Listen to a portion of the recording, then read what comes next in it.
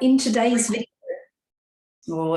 video, we are talking about how to love your body in the menopause or in the perimenopause. And of course, we have that 10-year lead up, potentially 10 years leading up to the menopause, which is called the perimenopause, where our estrogen starts to become a little bit more erratic and the progesterone may dip and the testosterone can be all over the place, and that can cause all sorts of symptoms, from night sweats to insomnia to irritability to anxiety to feeling constantly tired and bloated.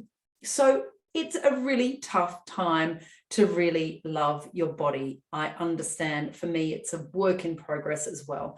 So let me give you my top 5 tips that I've been working on in myself to really be aware of the message I'm giving my body and to try and love my body more during this time when our body shape is changing and we're feeling quite different about our body as we age, and it's really important to embrace that.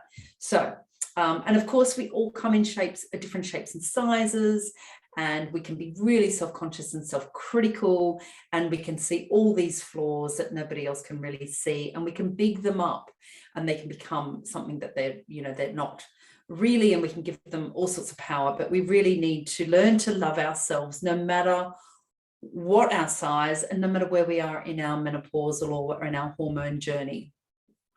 So point number 1 is to really stop comparing yourself to others, and to also stop comparing yourself to a younger version of yourself. So it is really easy to put on a pair of jeans that you've had for 20 years and then berate yourself because you don't fit into them anymore. All right. And it's also very easy to compare yourselves to all the amazing people on Instagram doing fantastic reels and dances, all the amazing people on TikTok, on Facebook, in magazines, etc. Now, comparison will only lead to feelings of jealousy and envy, and you will never be happy with yourself when you're comparing yourself to somebody else. We all have our own journeys. We all have our own flaws. We all have our own experiences that we've dealt with, whether it be trauma through, accidents or trauma or whatever's happened in your life. And, we're all made differently. So don't compare yourself to anyone but yourself, and don't compare yourself to your younger version of yourself. This ends up leaving you feeling dissatisfied. Point number 2 is to change how you perceive yourself.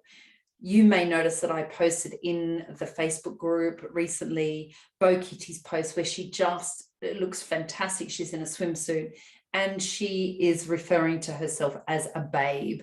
So we can do that as well. We can look in the mirror, and instead of cursing our belly, our bum, the weight that we've gained, the flabby bits, we can acknowledge all of those amazing aspects of ourselves, whether it's our belly that's carried our children, our breasts that have fed our children, our bum, our legs that have walked 1,000,000 miles in this lifetime.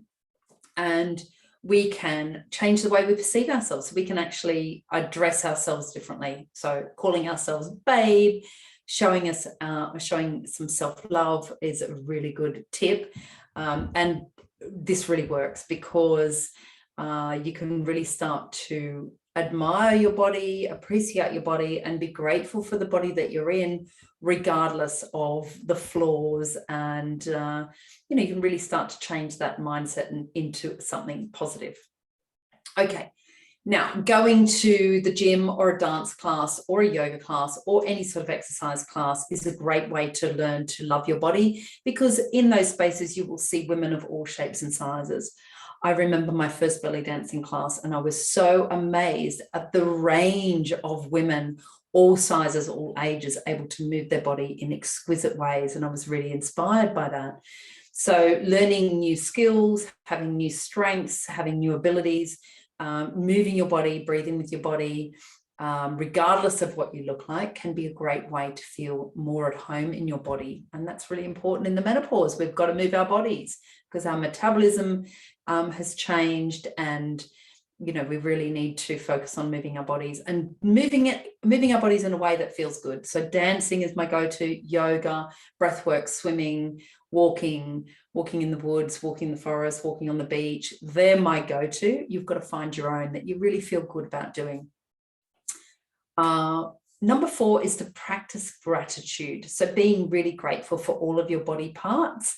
That's really, really important because, you know, not everybody has all limbs and not everybody has all senses. So some people, you know, may be struggling with some sort of disability, or, you know, and that can be really difficult. So be grateful for where you're at. Be grateful for all of your limbs, all of your body, all of your breasts, all of your tummy, all of your bum, all of your legs, all of your hair, everything that you have. And that can really set your mindset very differently. And finally, be your own cheerleader. Look, when you look in the mirror, do not focus on the flaws. Focus on the things that you can celebrate about yourself.